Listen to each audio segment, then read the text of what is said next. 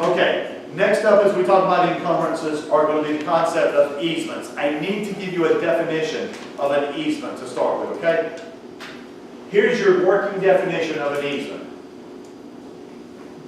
An easement is a non-possessory, a non-ownership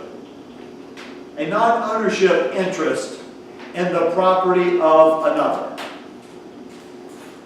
An easement is a non-ownership interest in the property of another.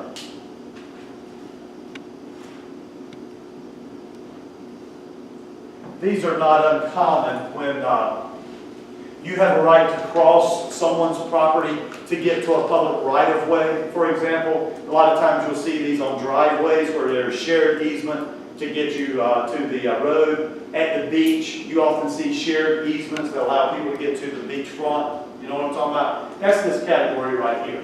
There are two grand categories of easements. There are appurtenant easements and there are easements in gross. I noticed as I looked up there, the bullet point, you do understand you don't own an easement. You have a right to use an easement in the property of another. We on the same page there? Okay. There are two categories of easements. There are appurtenant easements and there are easements in gross. Notice the word appurtenant easement. That's kind of interesting. We now have two vocabulary words that we smush together to make one concept. An easement, a non-possessory interest in the property of another. Appurtenance runs with the land. So apparently an appurtenant easement is an easement that runs with the title. You're going to see why that's important in just a moment. If you don't mind, I would like to start with the easement in gross though. Okay? I want to start with the easement in gross. I find it to be a little more simple from a study standpoint. Easements in gross. This is going to start complicated, get easy, and then it'll take us a little bit of clarification. Let's start complicated. Easements in gross are technically defined as personal easements. They're technically defined as personal easements. However, a person could literally be a person, but a person could also be an entity. So when we say a personal easement, what we mean is it's an easement for a person or an entity as opposed to an easement for the benefit of a tract of land. That's actually the distinction I want you to understand. A purely personal easement, an entity could be an easement. Here's your best example, and if I had to bet $1, I would bet that this is the way it would be tested. Most of the time when you see an easement in gross tested for our purposes, it's most likely going to be a commercial easement in gross, most likely a utility easement, most likely a utility easement. Progress Energy has a line that runs through my property, okay? I don't want them to be there, but I do want electricity, and it has to get there somewhere, and it has to get to the rest of the neighborhood. So they have a right to cross my property to get to other properties, okay? Time Warner Cable, Spectrum, whoever they are now, they have a right to cross the property to get to my property and to other properties. This is an easement not for the benefit of a tract of land, but for an entity. Who is the person in this particular case? Spectrum in the second case that I gave you. The entity, the person in this case. All right? Easements in gross, commercial easements in gross. Do you kind of visualize that? That wasn't too hard, was it? Okay. I told you it was going to get hard, then easy. We're in the easy trough right now, but it could get a little bit confusing here. Let me give you an example of one that is purely personal. Person as you perceive a person. What if I own beachfront property, okay? Now, you're a friend of mine. You don't own property anywhere nearby, but you're a friend of mine. The place that you park is literally right across the road from my beach house, okay? You got a bunch of kids. And so you ask me, you know what, Chris?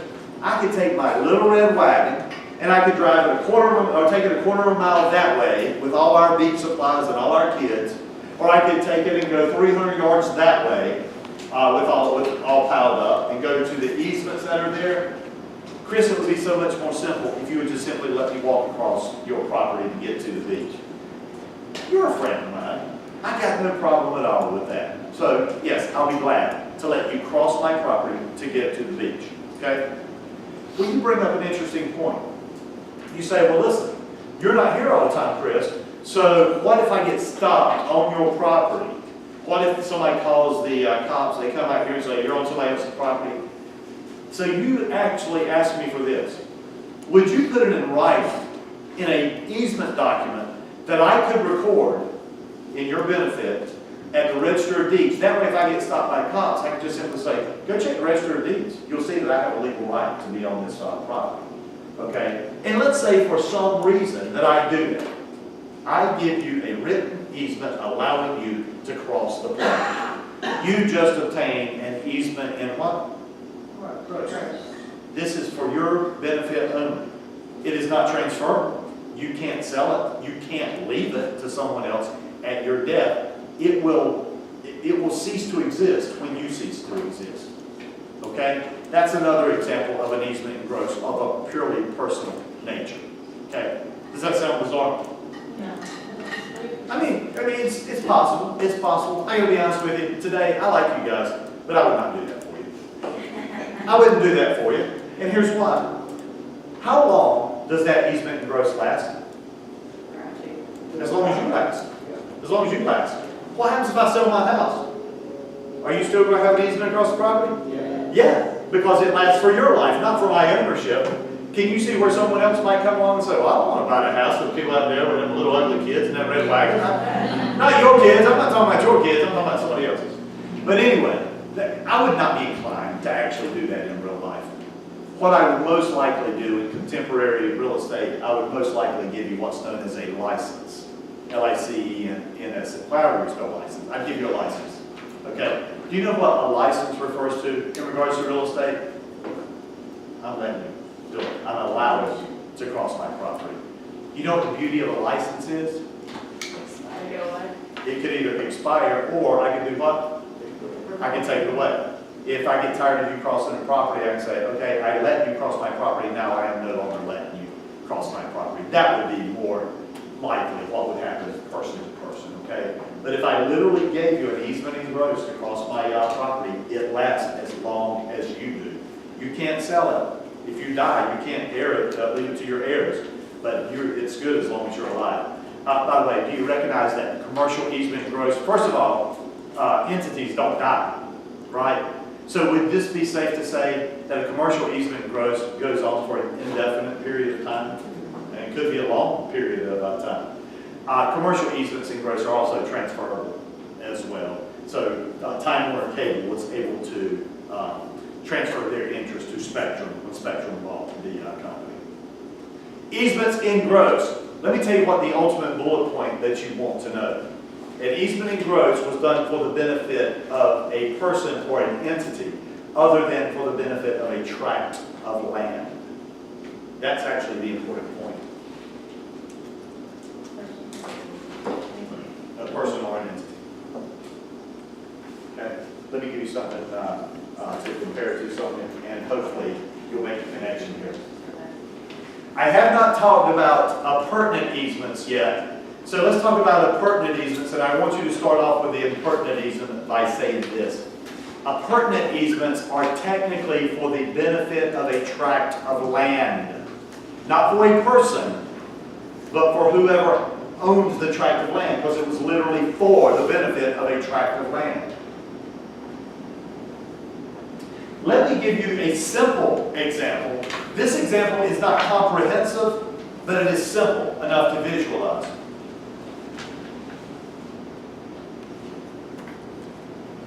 Let's say I own that tract of land right there. This tract of land is 10 acres. I don't need 10 acres. I might have 5. And I'd like to sell off the other 5. Now watch what I do. I divide the land this way. And I create tract A and tract B. On this property, there's the public road. There's the public right-of-way, right? Over here, trees, trees, trees. Back here, trees, trees, trees. Over here, lake. Okay?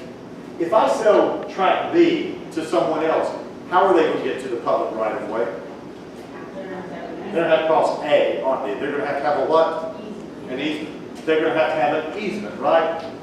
In North Carolina, you cannot intentionally landlock another property. It is illegal for you to landlock another property. So if I sold you lot B, basically what I'm saying is I am implying that you have the right to cross my property and get to the public right of way. Now, whether I put it in writing, which would probably be the right thing to do, to express it, whether I put it in writing or whether I landlock you and the courts imply that that's where the easement is, would you agree that this meets the definition of an appurtenant easement? You don't own this piece of property right here, but you have the right to cross my property and get to the public right of way. Is that an easement? Yes. And what's the significance about appurtenance? When you get ready to sell your property and you sell this to the next person, it's going to run with the land. When I sell my property to someone else, they are going to be burdened by the easement because it will run with the land. In other words, it's not person A and person B. It's property A and property B. So now see if you can answer this question. In an appurtenant easement, there must minimally be how many tracts of land? There has to be at least 2 tracts of land for it to be an appurtenant easement. In an easement in gross, how many tracts of land could it be? 1, because the benefit was actually for an entity, not for a tract of land. And an appurtenant easement, the right to cross another's property that runs with the land. You feel okay about that? Can I throw in some more vocabulary as long as we're here? Okay. In an appurtenant easement, it is said that there is a dominant estate and there is a servient estate. If I were to tell you that the dominant estate is the one that benefits from the easement, which one of these properties is the dominant estate? B. It really doesn't matter who created the situation. All that matters is who benefits. B is the dominant estate because they benefit. A would be the servient estate because they will serve as long as it's necessary. Questions or comments about those? Hey, look, that slide right there says everything we just said. Huh, interesting. Easements run across the servient tenement. That's interesting that shows up as a problem topic.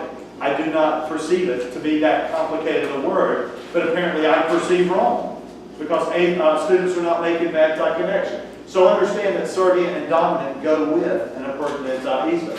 The tract that benefits is the dominant, the one that is encumbered is the servient. Do you have something in your notes that will allow you to get that? And keep in mind, even if you're taking notes on my black and white copies, on Lessonly, you have these color slides that have the PT and the red in them. Make sure that as you're studying, you go back and refer to those, okay? Questions or comments about easements? A great picture in your book, by the way, that shows a couple of these. The easement gross being the utility easement and the appurtenant easement allowing you to cross the property. That's a great picture there. Let's see if we can go ahead and knock this out just real quickly, and I think then we'll be done for the day. We're still in the category of easements. This is going to be a theme in this class. We will teach you how to create something, and then no sooner have we taught you how to create it, we will turn around and tell you how to terminate it. Watch that theme as we go throughout the class. I'm getting ready now to tell you how easements are created. The one that's actually left off that list, let me give you the one you should put at the top of that list. We're talking about creation of easements. The best way to create an easement is what's known as an express easement. The best way to create an easement is an express easement. Can someone tell me what it means to be an express easement? You put it in what? What? Writing. You put it in writing. Express, not express.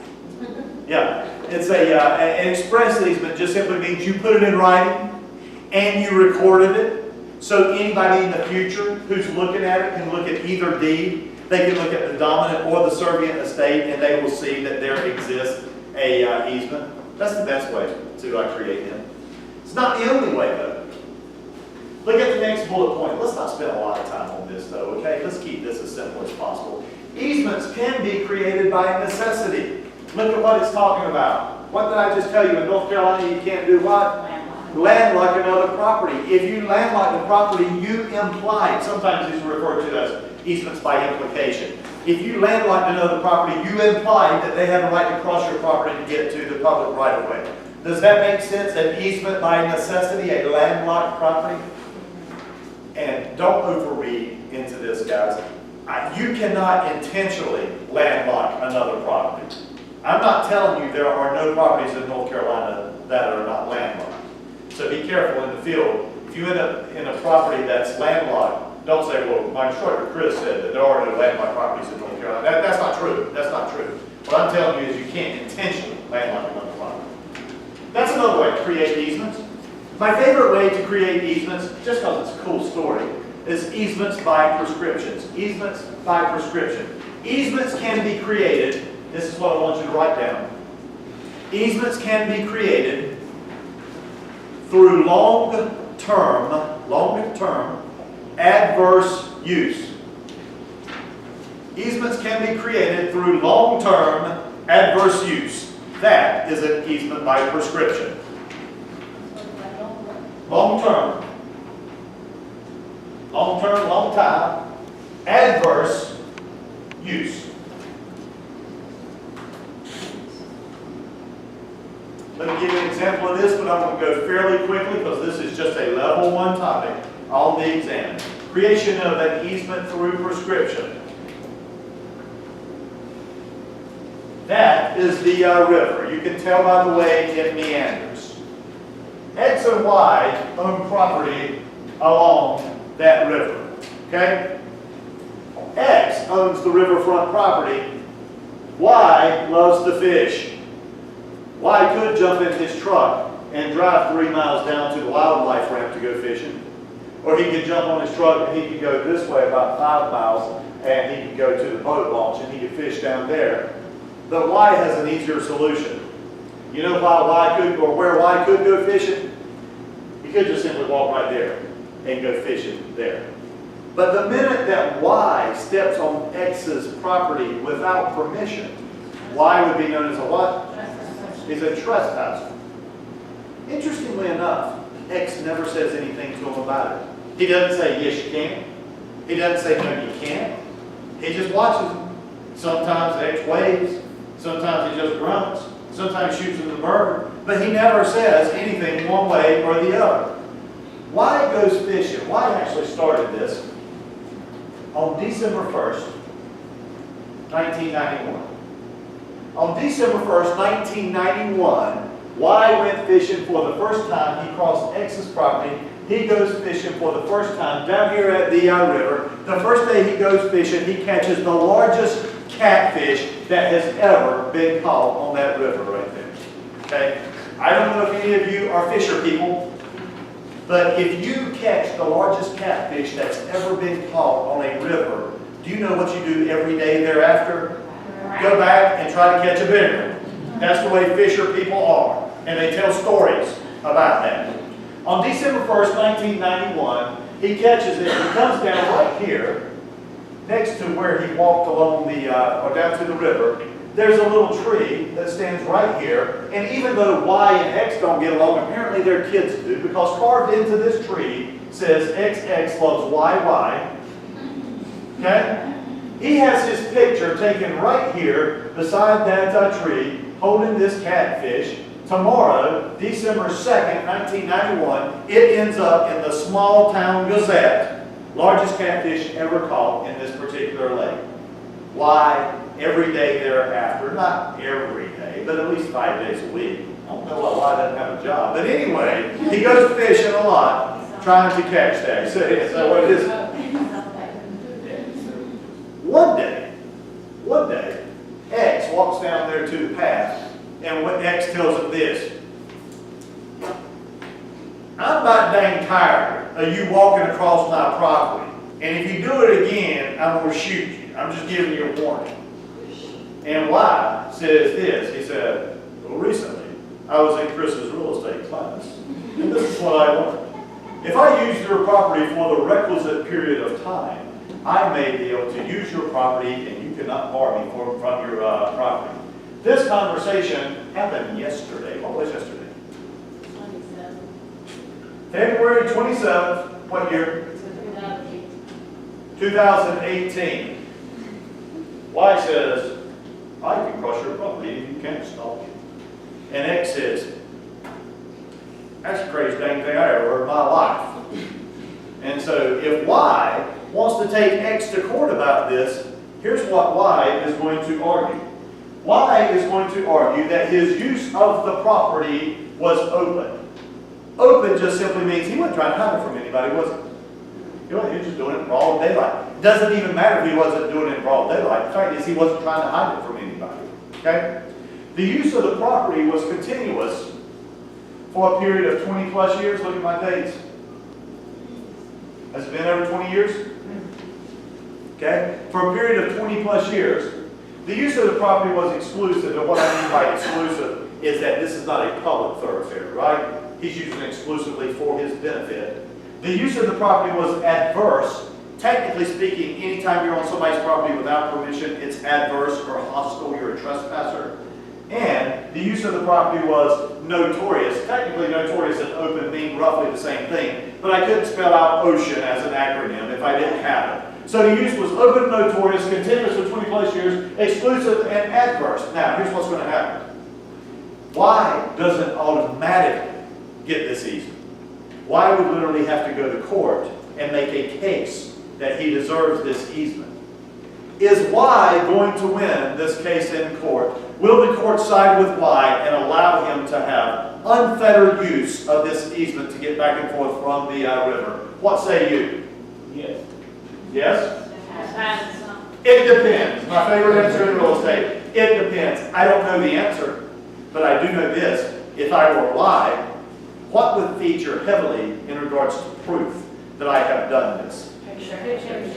That picture that is still in my my album at home, I'm going to pull that out. I'm going to show a picture of a well-rutted path. I'm going to show a picture of a tree that has grown dramatically for the last 27 years, and I'm going to argue that I have done this. People have seen me down there on a regular basis.